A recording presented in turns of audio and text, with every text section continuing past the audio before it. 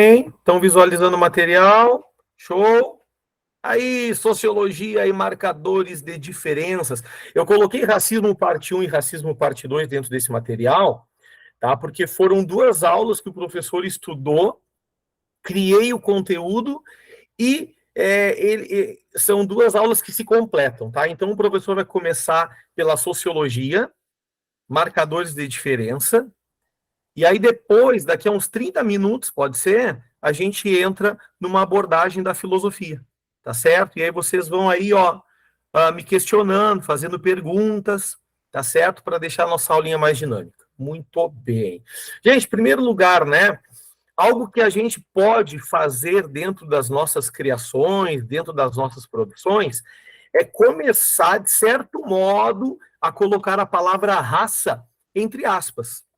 Né? Por que, que a gente, em alguns momentos, em algumas escritas, então, a gente vai ver a palavra boa noite, Aline e companhia. Por que, que a gente vai colocar a palavra raça entre aspas? Por aquilo que tu já sabe. Raça é uma só.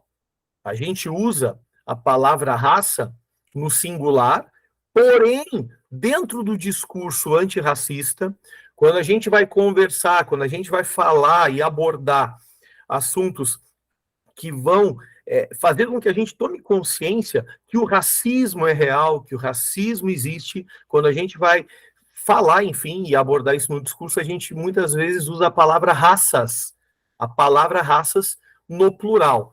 E óbvio que raças no plural, falando de ser humano, falando de humanidade, a gente sabe que é uma divergência, na verdade, né? É incoerente a gente abordar a palavra raças. Só que dentro do discurso e dentro da nossa comunicação, que ainda é limitada, e aí dentro da filosofia da linguagem, muito se discute isso. A nossa linguagem, ela é limitada muitas vezes para compreender a realidade, para poder abordar a realidade. Então a gente está sempre buscando desenvolver a linguagem. E quanto mais desenvolvida for a linguagem humana, mais fácil vai ser de ter uma análise mais concreta, de ter uma interpretação da realidade mais fidedigna.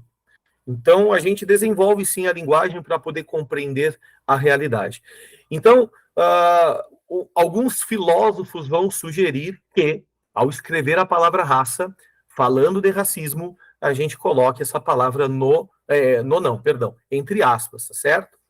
Bom, é óbvio que a ciência, há um tempo atrás, contribuiu muito com o racismo.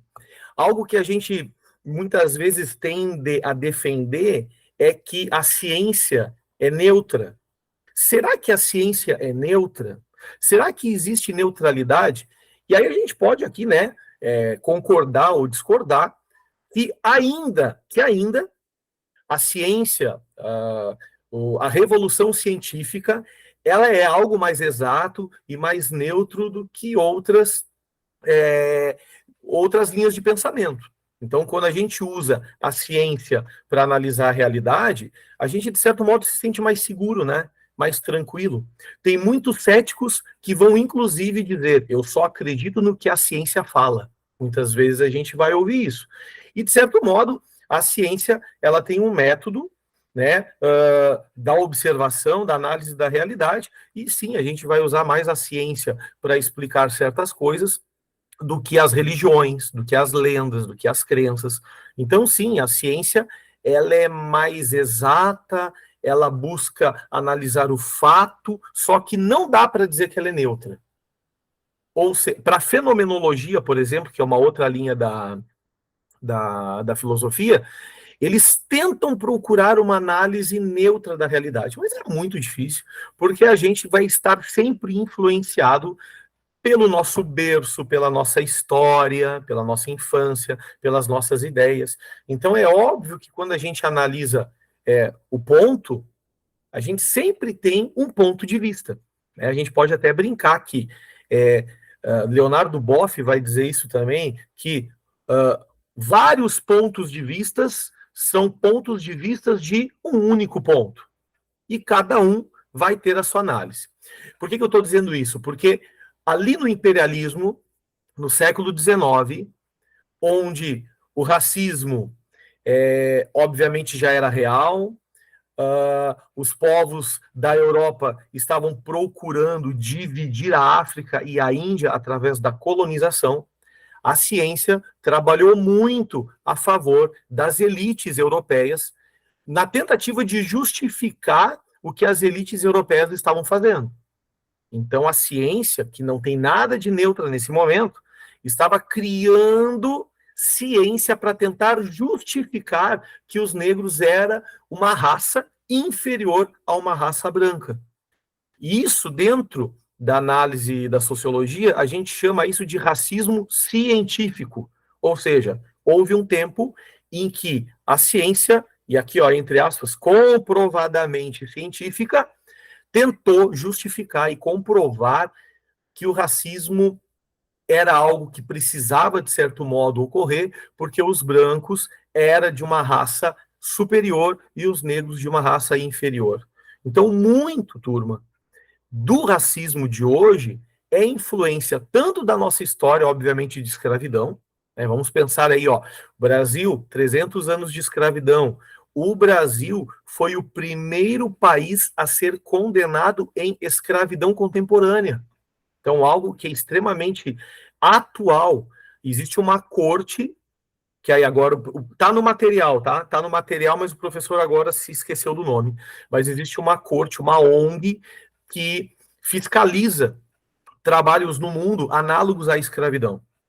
E o Brasil, ele é o primeiro país a ser condenado contemporaneamente por escravidão, por trabalhos análogos à escravidão. Vamos pensar que, se lembram daquele fato há 3 meses, mais ou menos, que aconteceu nas vinícolas aqui de vinho do Rio Grande do Sul?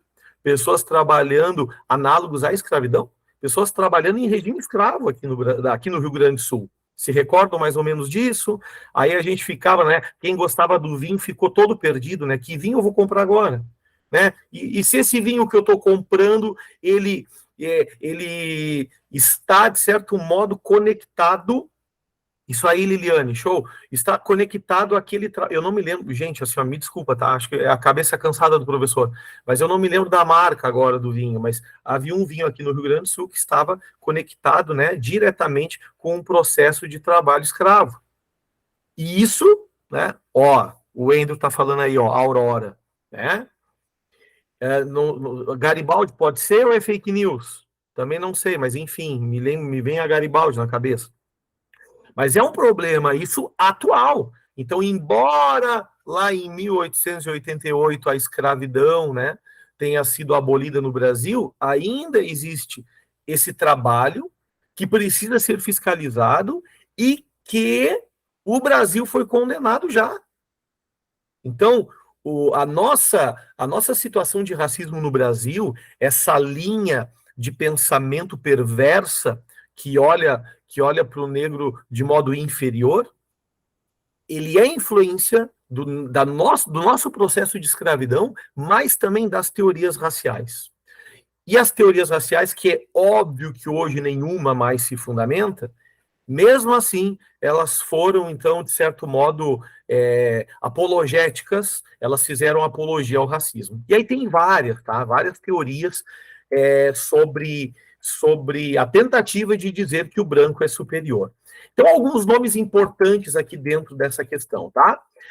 Aquele cara que está ali em vermelhinho, tá? Carl, não sei como é que eu falo isso, ok? Mas Linneu, de certo modo, né? Popularmente conhecido como Linneu, ele é um dos primeiros cientistas que vai tentar subdividir a raça humana. Então ele vai dizer, na sua época, que o europeu branco era sério e forte, que o asiático amarelo era o melancólico e avaro, né? Praticava avareza. Esse afera aí, gente, eu não consegui encontrar nas internets da vida o significado. Esse affair que tu tá vendo não é o affair, enfim, né? Hoje em dia, aquela palavrinha americana que tem a ver, enfim, com relacionamentos afetivos. Mas ele usa essa palavra num sentido pejorativo, ok? Para dizer que o negro é preguiçoso, ok? Que o negro, nesse sentido aí, é impassível. E eu não encontrei um significado para essa palavra. Eu estou imaginando que essa palavra, dentro da linguagem do Linneu, vamos pensar, de certo modo, uma gíria negativa para o negro, ok?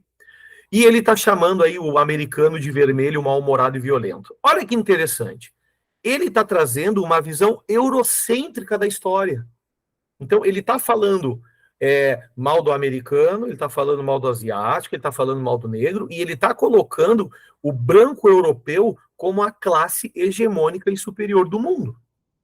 Então, essa visão eurocêntrica se faz presente em todo o nosso contexto, inclusive, queridos e queridas, a Europa branca se faz presente na própria descrição dos conteúdos do Enem. Já pararam para pensar que a maioria, que a grande parte dos conteúdos que a gente estuda, eles são conteúdos eurocêntricos. E quem decide isso, né? Quando tu tá lá no teu colégio, ensino médio, enfim, quem escolhe de verdade a matéria que tu precisa estudar? Quem tá, de certo modo, pincelando? Esse conteúdo não serve. Não vamos colocar na grade curricular. Esse conteúdo serve, vamos colocar na grade curricular. Tu já te deu conta que o conhecimento, o conteúdo, ele é vasto. Ele é, de certo modo, assim, infinito, né? Porque a gente nunca vai conseguir saber tudo. Só que qual é o conhecimento que mais está presente dentro das nossas escolas? Conhecimentos eurocêntricos. Então, é por isso que é necessário a gente ter essa reflexão. Dentro da faculdade, eu não coloquei essa palavra no meu material, mas eu vou escrever ela aqui. Tá? Eu vou colocar lá nos comentários. Peraí. Epistemicídio. Será que eu escrevi certo? Tá um pouquinho. Epistemicídio mesmo. É isso aí. Epistemicídio. Alguém já ouviu falar dessa palavrinha? Epistemicídio. A palavra epistemicídio, ela é uma palavra que a universidade fala muito, ok? Episteme significa conhecimento. Sídio vai te lembrar o quê, turma? O que o sídio te lembra? Lá, fala aí. Sídio vai te lembrar o quê? Esse sufixo sídio. Em que palavras... Suicídio. Oi, Milene, fala de novo. Suicídio. Suicídio, muito bem. Suicídio, homicídio, enfim. Epistemicídio, morte, Thiago, show. Epistemicídio significa a morte do conhecimento. Em que âmbito a gente usa essa palavra na universidade? Conhecimentos que são mais hegemônicos e legitimados, conhecimentos que são mais valorizados em detrimento de conhecimentos que não são. Então, o epistemicídio é a morte do conhecimento. Ou seja, essa briga ideológica que a gente percebe, às vezes, sei lá, entre direita e esquerda, brigas ideológicas que a gente percebe na cultura, a cultura valorizada e a cultura que não é valorizada. Essa briga sempre antagônica entre uma cultura que serve mais a que não serve, existe também no âmbito do debate do saber e do conhecimento. Então, vamos pensar que a elite acadêmica, ela senta em sua mesa redonda, agora eu estou viajando aqui, mas elas decidem, de certo modo, o conhecimento que a gente precisa aprender e o conhecimento que não é tão importante. O epistemicídio, ele faz isso, por exemplo, com o nosso folclore brasileiro. Já pararam para pensar que quando a gente vai estudar o folclore, sempre tem um preconceito meio assim, isso aqui é uma sabedoria exótica, meio popular. Então, o epistemicídio, ele está ocultamente, né, escondidamente, dentro desse debate. Tem conhecimentos que eles querem que a gente saiba e tem conhecimentos que não são tão importantes. É por isso que existe lei hoje, né, que obriga as escolas a trabalhar a cultura indígena e a cultura africana. E mesmo assim, a gente aborda pouco isso. O Mauro aqui, né, dentro do cânone da filosofia, por exemplo, eu nunca, em 4 anos e meio de universidade na filosofia, eu nunca tive uma cadeira de filosofia africana, por exemplo. O cânone principal, A matéria que mais cai é filosofia europeia. Aí, cadê a filosofia oriental? Morte do conhecimento. Cadê a filosofia africana? Hoje tem uma consciência maior sobre, mas por muito tempo, morte ao conhecimento. Cadê a filosofia indígena? O quê? Como assim? As tribos indígenas não têm sua filosofia? Cadê a filosofia indígena? Para a filosofia, muito foi morte. Então, existe essa questão, né, do epistemicídio, enfim, que é um conceito interessante da gente pensar também, tá? Estão escolhendo por nós o que nós devemos aprender. É por isso que a gente tem que ter resistência até para estudar. Estudar coisas que muitas vezes tu não vai encontrar nos bancos escolares. Arthur de Gobineau, outro cientista, e vamos pensar aqui, ó, agora eu vou botar um cientista entre aspas, enfim, né, mas outro considerado pai do racismo moderno, ele é um cara que vai defender a divisão da nossa raça humana em três. O branco, que ele vai chamar de caucasiana, o negro, que ele chama de negroide, e a amarela, que ele chama de mongoloide. Mongoloide, mongo, tá, faltou um N, Mauro, faltou um N. Segundo ele, a raça branca seria a raça da inteligência, moralidade e força de vontade superior. E a raça negra, natureza animal, falta de moralidade e instabilidade emocional. Gobineau, ele teve no Brasil.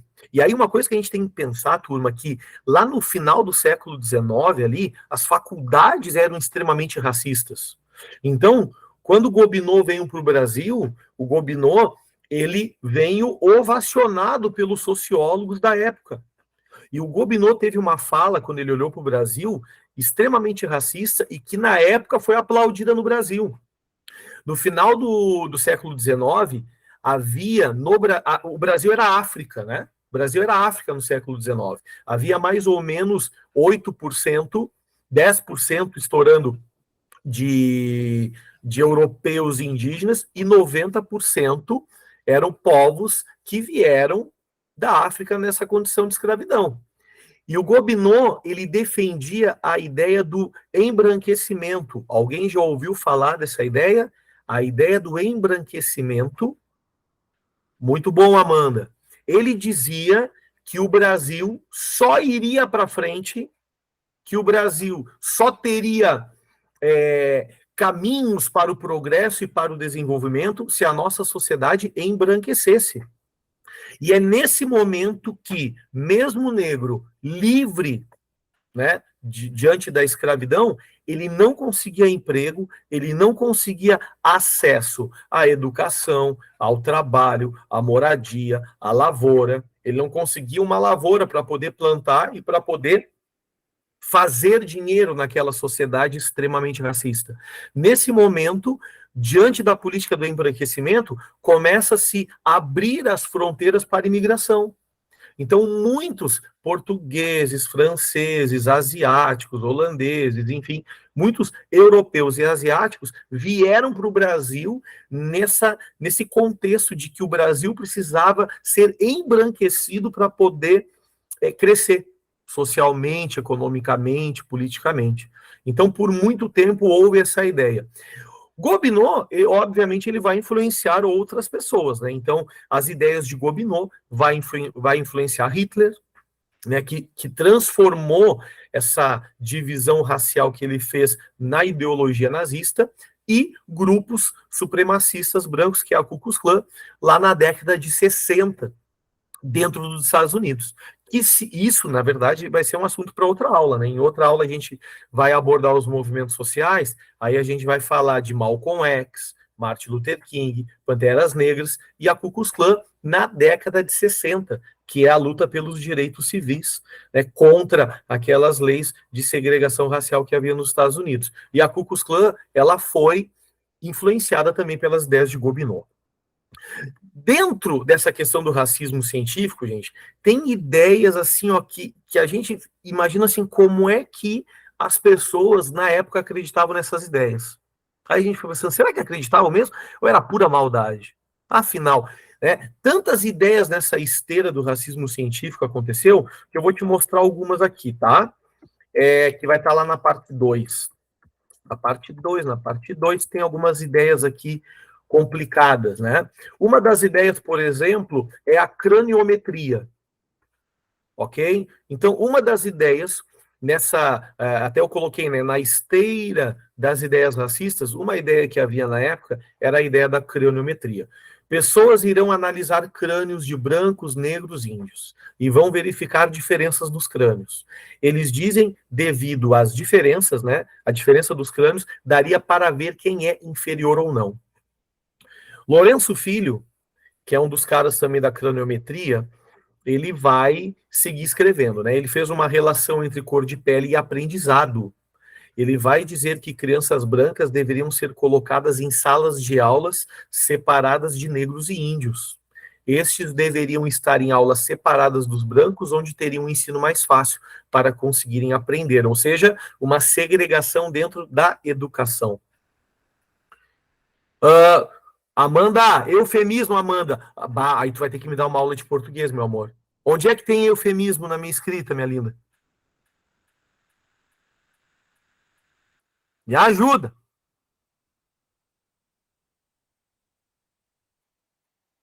Fala alguma coisa.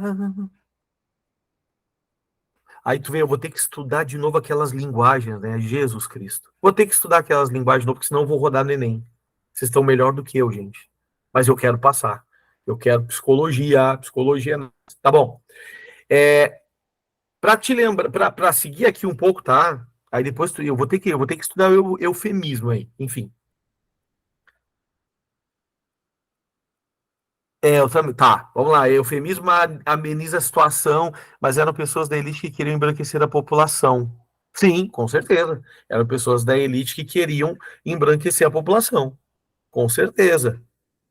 Né? Pessoas da elite branca, que obviamente, elite branca seria uma redundância, né? Porque naquela época a elite e a classe dominante era sim, né? A branquetude, a branquelândia, né? Como nesses dias eu vi no filme Escritores da Liberdade. Gente, a craniometria, só para terminar aqui, é uma teoria racial que influencia em muito quando. Quem é que já ouviu aquela frase? Ih, aquele ali tem cara de marginal. Ih, aquele tem cara de ladrão.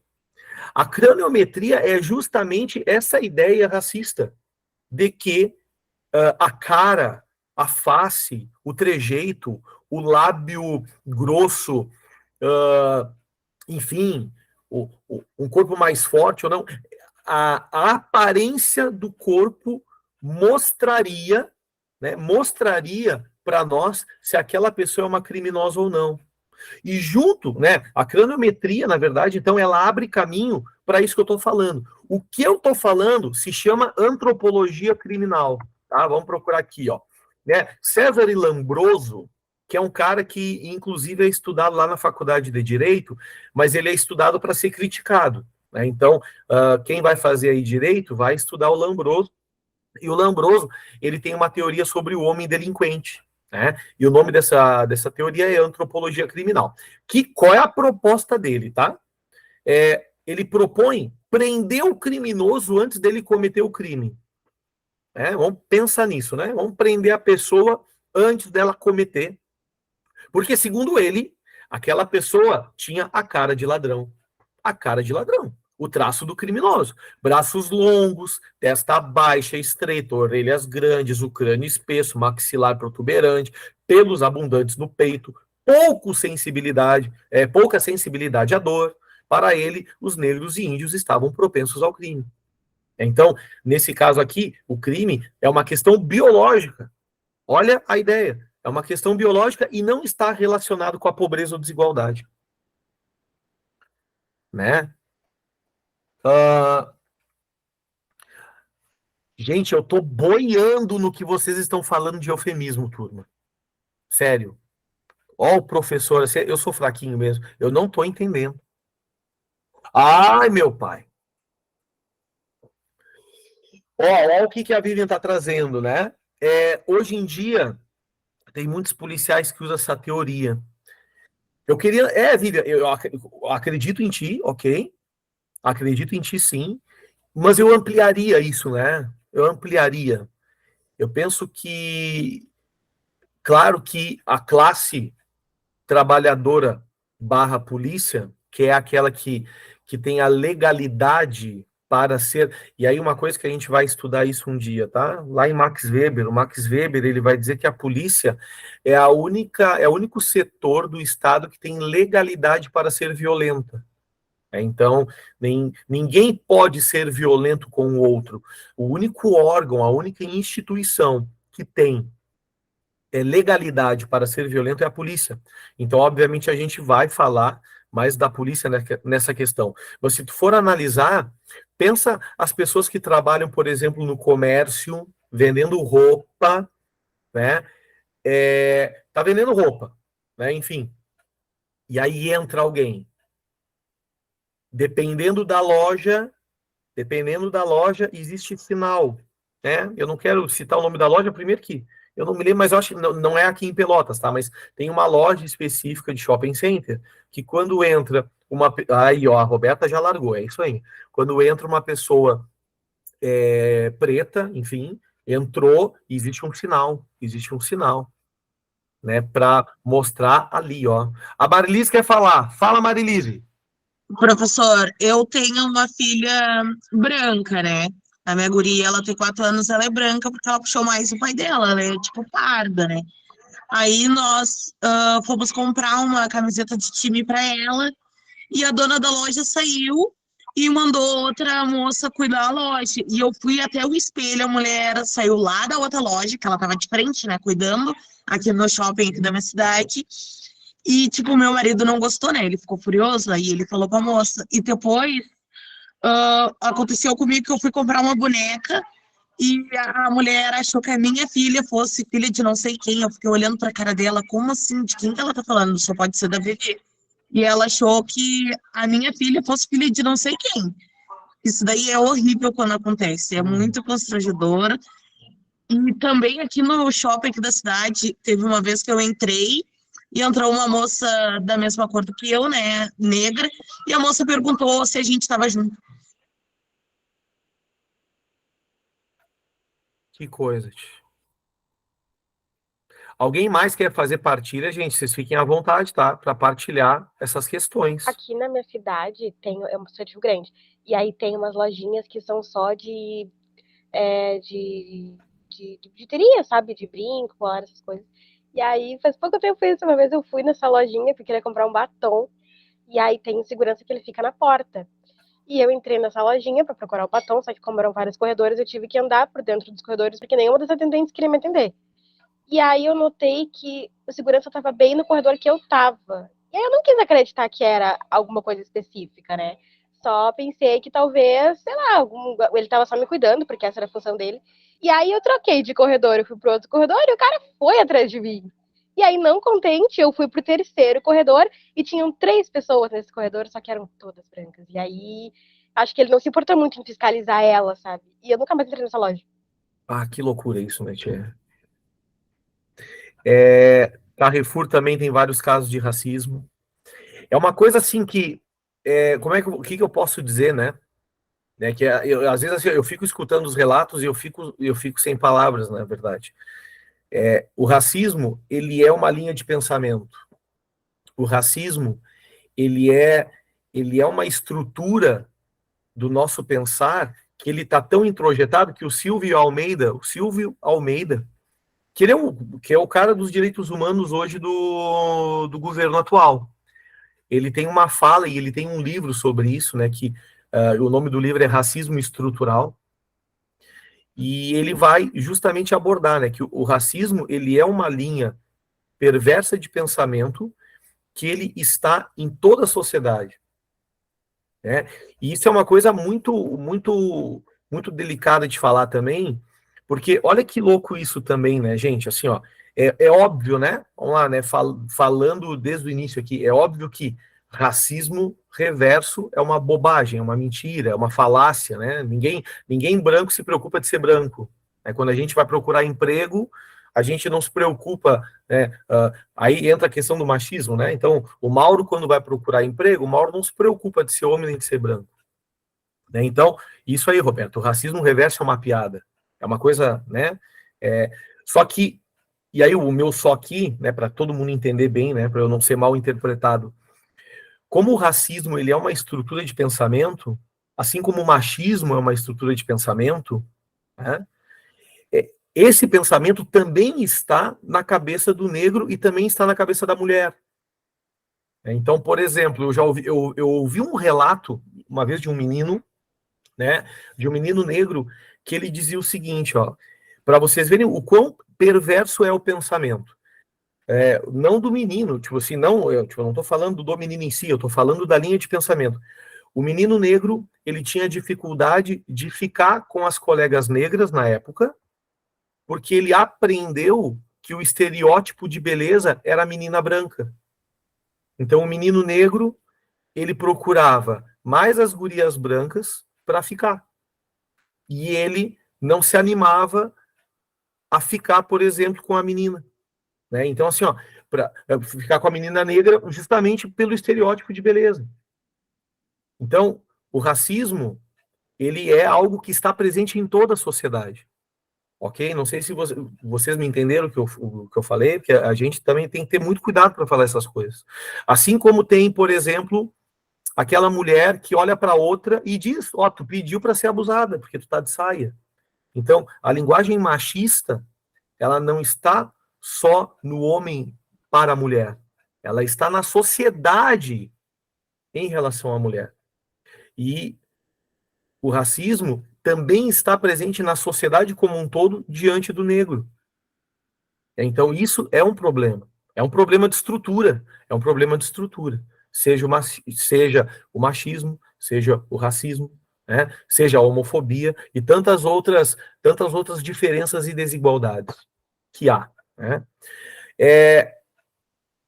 Existe uma ideia, agora também de alguns negros, que sofrem mais por ter pele mais escura, o que afasta totalmente a luta contra quem realmente está provocando racismo.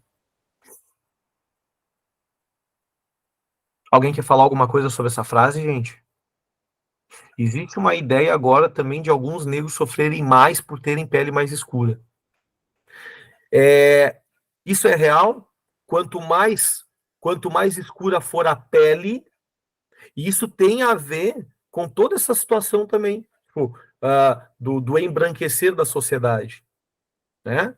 Mas é óbvio que o negro, né, origem, independente, né, do grau da melanina, ele vai sofrer racismo pela origem afro-brasileira. Entre a própria comunidade, Júlia. Enfim, gente. Olha só, eu vi um pouco antes, tá, que alguém estava falando da palavra eugenia ali. Aí eu não sei se eugenia foi confundido com alguma outra palavra da língua portuguesa, tá? Mas a eugenia também é uma teoria científica que muito atrapalhou, prejudicou o negro, com certeza. Dentro desse material, eu coloquei a eugenia, entre aspas, positiva, que é aquilo que o professor estava falando do embranquecimento. Então, tipo, e o matar aqui também deveria estar entre aspas, tá? Tipo, melhorar a espécie sem matar ninguém. Claro que tu vai matar de fome, porque tu não vai dar emprego, porque tu não vai dar condições. Então, esse matar também tem que estar entre aspas. Mas a eugenia negativa é, por exemplo, o nazismo. É o extermínio de um povo. Então, a eugenia, ela tem tanto essa questão de melhorar uma classe em detrimento da outra, quanto exterminar uma classe em detrimento da outra. Né? Nesse mesmo material, né, tem aqui, ó, por exemplo, leis de esterilização, que era uma outra coisa que acontecia nos Estados Unidos. Né? Então, nos Estados Unidos, haviam grupos eugênicos que esterilizavam as pessoas, que teriam genes problemáticos, né? O que seria o genes problemático, né? Surdos, QI baixo, mendigos, pessoas pobres, negros. Então havia também a política eugênica de esterilização dos povos, para que esses povos não pudessem, de certo modo, se desenvolver, se multiplicar. Todas essas ideias, que hoje, obviamente, nenhuma se sustenta, mesmo assim, são ideias que empurraram, alimentaram e criaram a sociedade racista que existe hoje em dia. Eu estou trazendo uma frase aqui que eu acho ela muito boa, tá certo? Eu acho ela muito boa. Porém, o Boaventura de Souza Santos, hoje em dia, ele é um cara que a gente precisa, tipo, dar uma cancelada nele, sim. Essa é a verdade, tá? Primeiro eu vou falar a frase, depois eu vou dizer por quê, tá? Ele é reitor da Universidade de Coimbra, em Portugal. Ele é um sociólogo extremamente importante, ok? Porém, nos últimos momentos aí da nossa atualidade, ele se envolveu com alguns escândalos aí, tá? Então, e o escândalo é de assédio. Então, ele se envolveu com escândalos de assédio. Então, ele foi colocado na gaveta lá da Faculdade de Coimbra, em Portugal. Então, a gente também tem que falar do autor da frase, né? Mas a frase dele, ok, eu sempre gostei, sempre achei interessante, tá? É aquelas frases que a ideia é tentar memorizar para botar numa redação também, tá? Temos o direito de ser iguais quando a nossa diferença nos inferioriza. E temos o direito de ser diferentes quando a nossa igualdade nos descaracteriza. Daí, a necessidade de uma igualdade que reconheça as diferenças e de uma diferença que não produza, alimente ou reproduza as desigualdades. Ok? Vamos ler de novo a frase dele. Uma pena, né, que esse homem aí tipo, não estava com a cabeça no lugar, enfim, mas nos últimos tempos aí ele foi corrido da faculdade. Temos o direito de ser iguais quando a nossa diferença nos inferioriza. E temos o direito de ser diferentes quando a nossa igualdade nos descaracteriza. Daí, a necessidade de uma igualdade que reconheça as diferenças e de uma diferença que não produza, alimente ou reproduza as desigualdades. Ok? Então, essa é uma frase que vai trabalhar com esse discurso de que nós somos iguais e, ao mesmo tempo, somos diferentes. A gente precisa valorizar as nossas diferenças. E quando querem, de certo modo, nos formatar, nos compactar, nos tornar iguaizinhos em série, é nesse momento que a gente precisa lutar pelas diferenças. Ok? Então, é uma frase importante, uma frase reflexiva, que daria, assim, ó, para muito debate, para muita conversa boa, ok? Pena que esse cara aí, ó, né, não teve a cabeça no lugar e acabou sendo... Eu não sei se ele foi preso, tá? Pela idade, mas enfim, é uma pena. Né? Sabe quando é que eu descobri isso, turma? Ontem. Ontem eu descobri isso. Tá? Eu descobri ontem de uma amiga minha que está estudando em Portugal. E aí, quando ela me falou, eu estava numa live ontem, o professor estuda Paulo Freire. Então, eu estava numa live, tipo, num grupo, que o nome é Café com Paulo Freire. E nesse Café com Paulo Freire tem uma amiga nossa que está fazendo doutorado em Portugal, e ela falou isso, e realmente é de cair o queixo, assim, porque é uma pessoa que tem escritas que valorizam as diferenças, né? E aí, enfim, cara, cagou. Essa é a real. Gente, alguém tem alguma pergunta? Alguém tem alguma consideração? Quer falar alguma coisa? Falta 25 minutos aí para bater e eu tô a fim de ir para filosofia, que o professor ainda não conseguiu falar um pouco da filosofia. Mas alguém quer falar alguma coisa? Dá um joinha aí, dá um sinal de fumaça. Ok? Vamos lá? Vamos lá então. Gente, agora eu vou lá para o início desse material, ok? Tem muita coisa aqui, tá certo, turma? Então, recomendo para quem gosta do assunto, sim, se aprofundar, fazer uma leitura, tá? O professor vai trazer, então, alguns conceitos da filosofia africana que são muito importantes atualmente também. Bom, aqui o professor fez um quadrinho bem simplesinho, tá? Alguns filósofos principais e suas principais ideias. Então, tem um nome aqui, tá? De um grupo de filósofos africanos. Porém, o professor acabou pegando alguns, ok? Então, dessa lista aqui, que deve ter mais ou menos mais de 10 aqui, tá? Mais de 10. O professor pegou uns 4 filósofos aqui, e aí a gente vai fazer uma coisa um pouco relâmpago. Eu mostro o nome dele, e a relevância dele, ok? A relevância dele. Mas a Marilise, fala, Marilise, que tinha levantado a mão, querida. Professor, Oi. por que na escola eles não ensinam sobre isso? Eu nunca ouvi filósofos africanos, nem no ensino médio. É exatamente isso que o professor estava falando antes, querida. É a questão, é uma herança eurocêntrica do Ocidente e uma herança daquela questão do epistemicídio, do confronto entre conhecimentos e saberes. Então, no confronto entre conhecimentos e saberes, sempre prevaleceu os conhecimentos vindos da Europa e não prevaleceu outros conhecimentos. Então, sim, todo mundo que está no ensino médio aqui, ou que já passou pelo ensino médio, olha para. Se recordem da sociologia, se recordem da filosofia.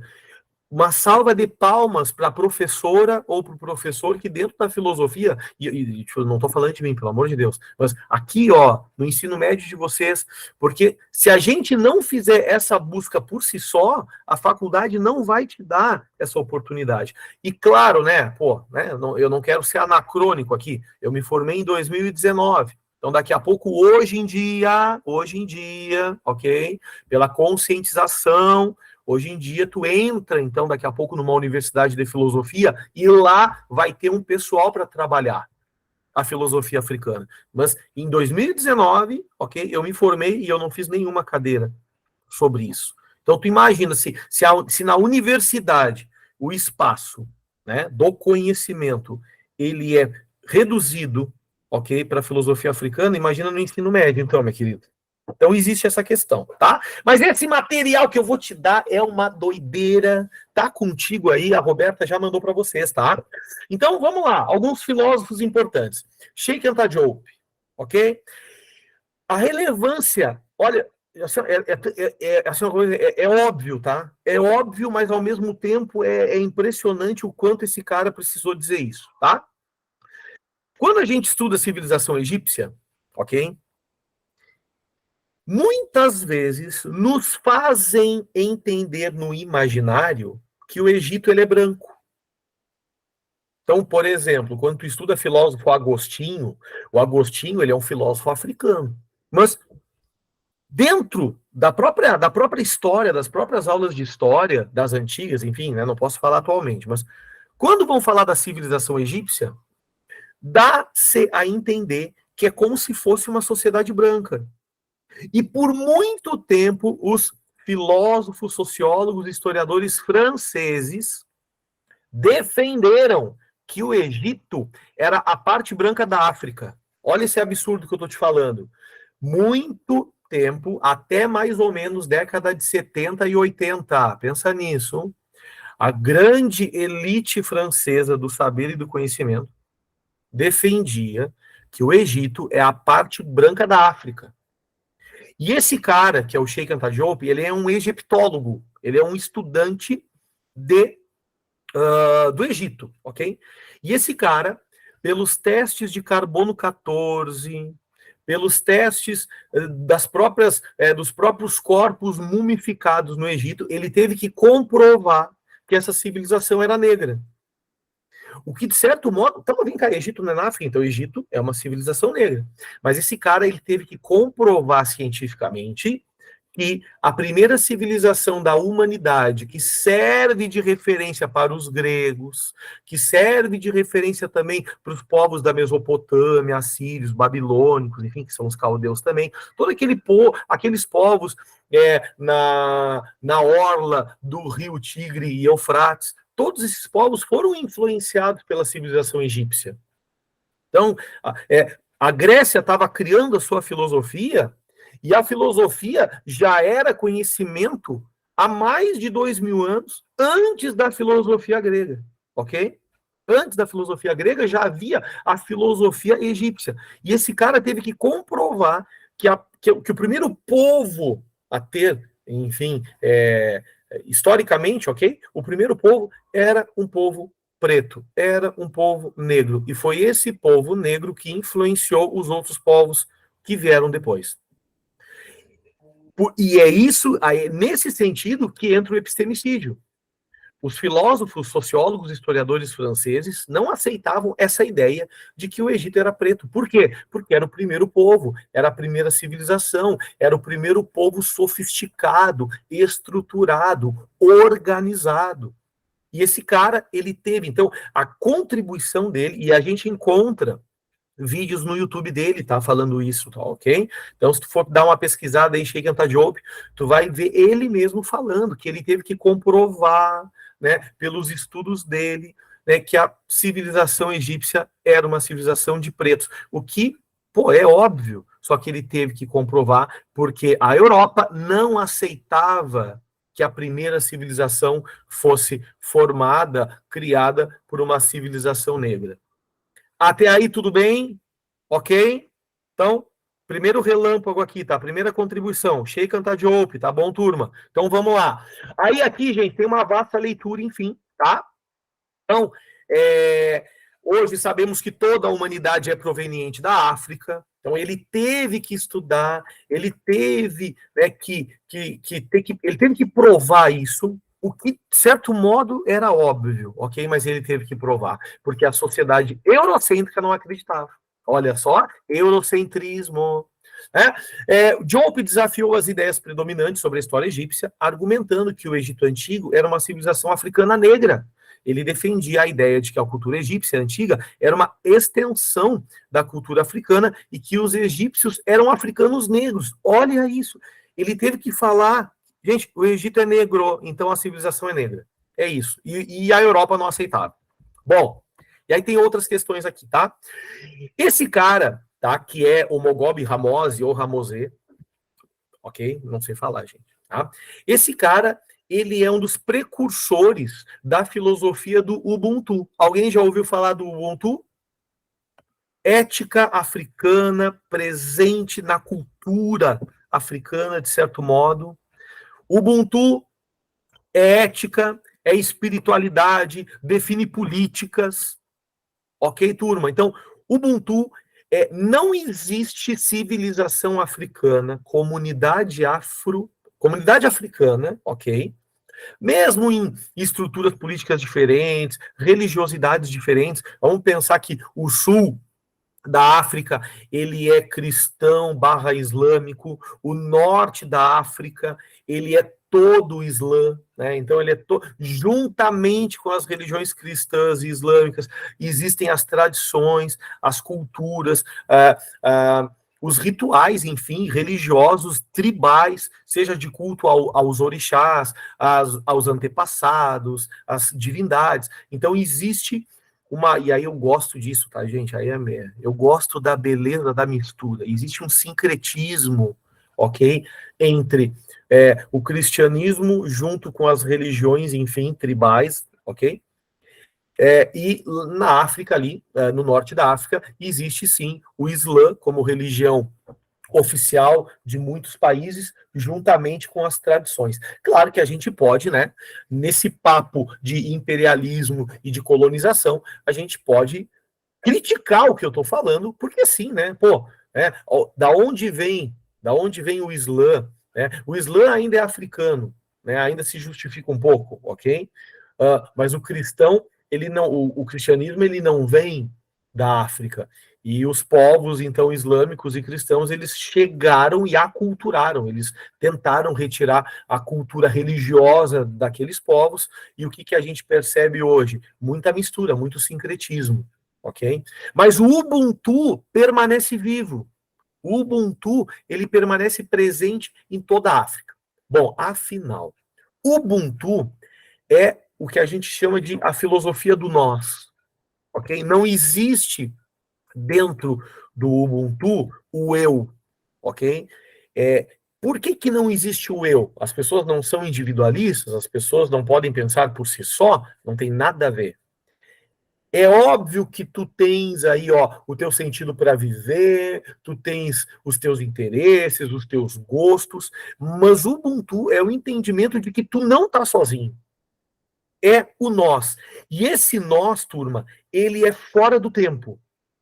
Ubuntu é a ideia de que a gente tem que viver pelo nós. É comunidade, é uma ideia comunitária, obviamente, né?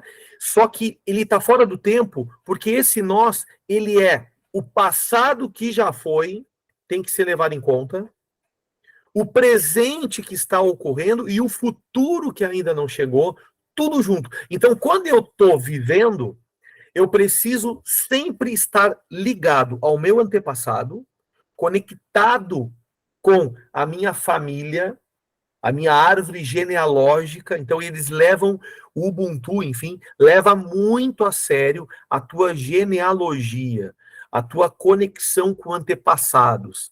Não só divindades espirituais, mas tu tem que viver, tu tem que reverenciar todos aqueles que foram da tua família.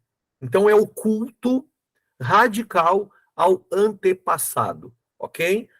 Eu vivo também em função do presente, mas eu tenho que preparar esse presente, neste presente, o futuro daqueles que não vieram ainda.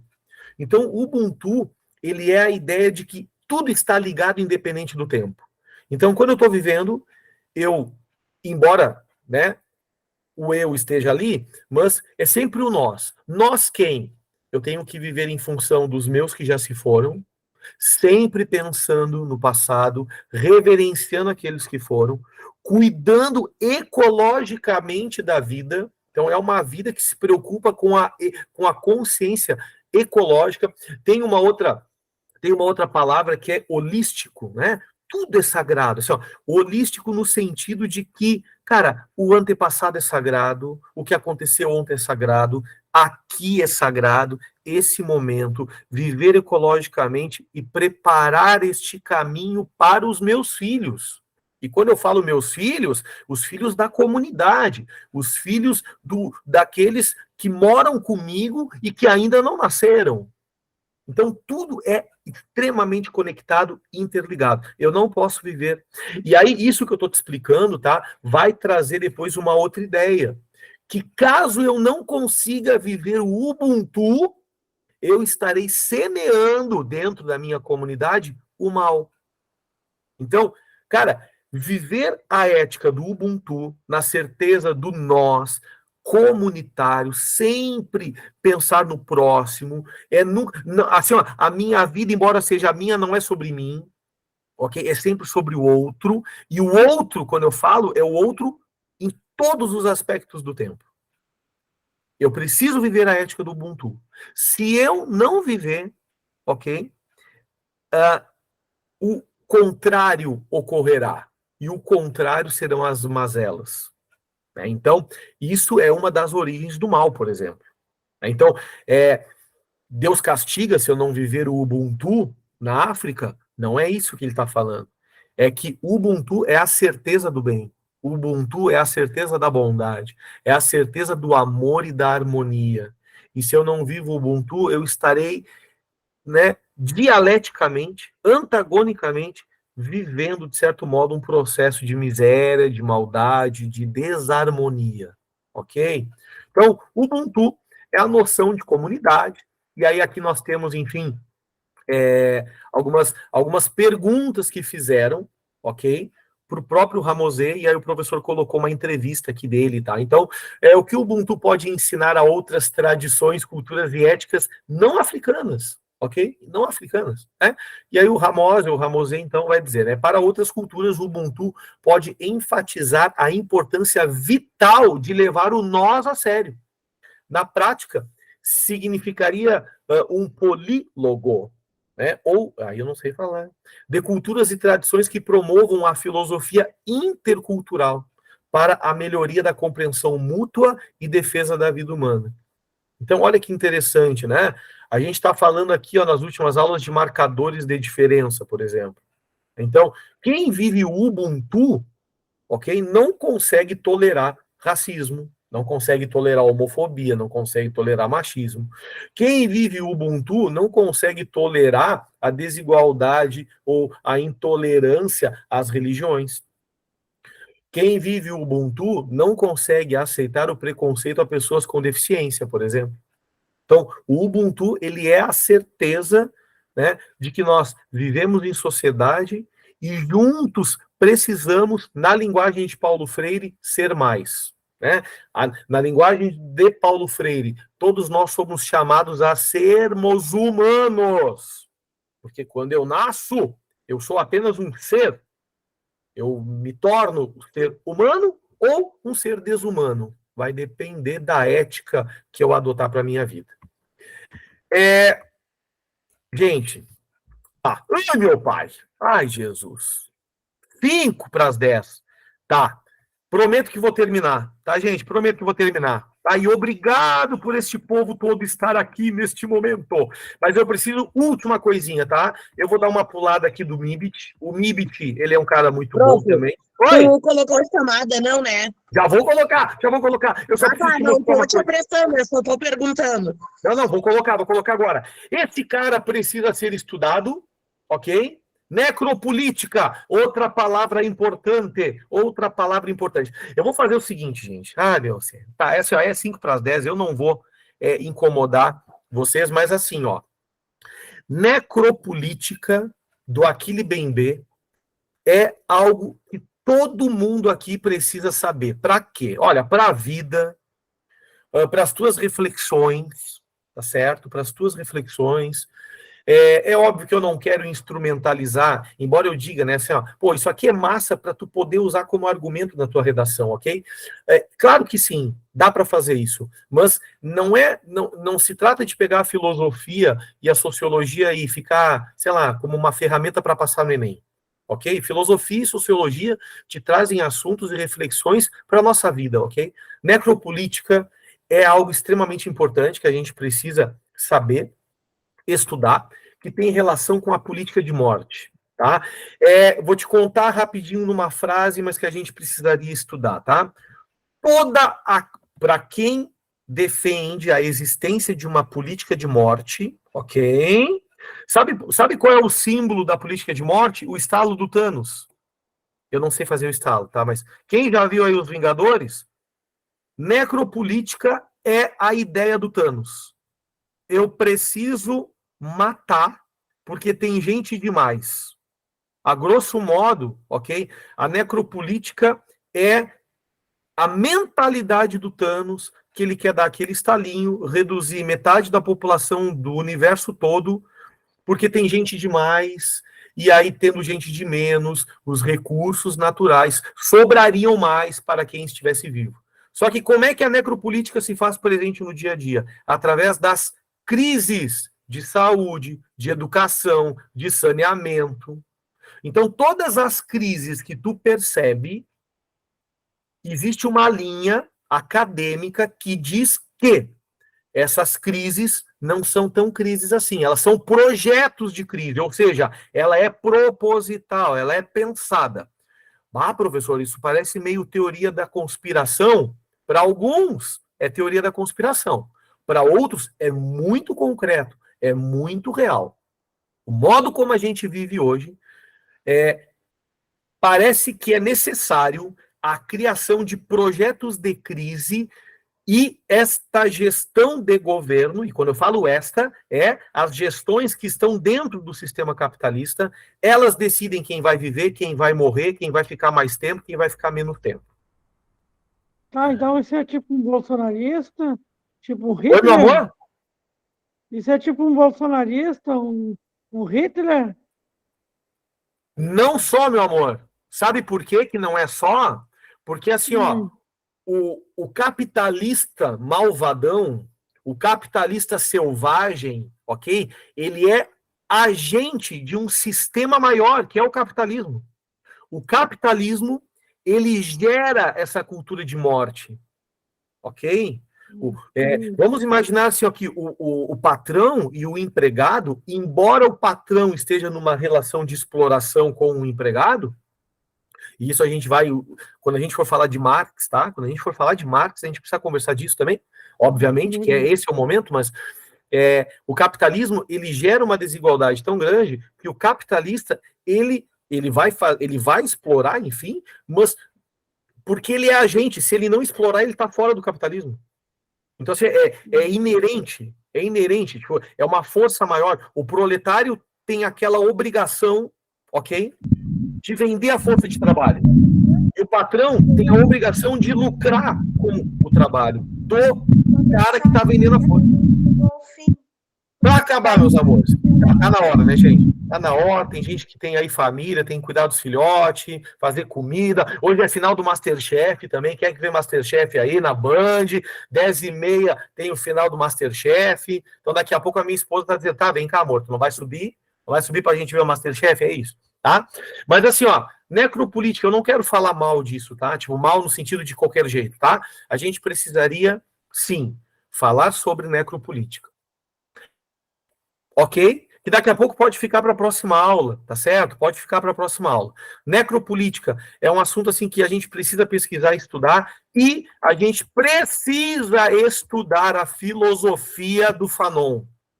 Esse cara é um dos caras mais importantes atualmente da filosofia africana, ok? Que está falando sobre o racismo psicológico. E aí, o que é racismo psicológico? A gente precisaria estudar esse cara. Bom, precisaria e iremos estudar, tá certo? A gente precisa e vamos estudar. Então, eu acho que o que pode ficar para a próxima aula, ok? Mas eu não quero ser repetitivo, mas é assunto importante.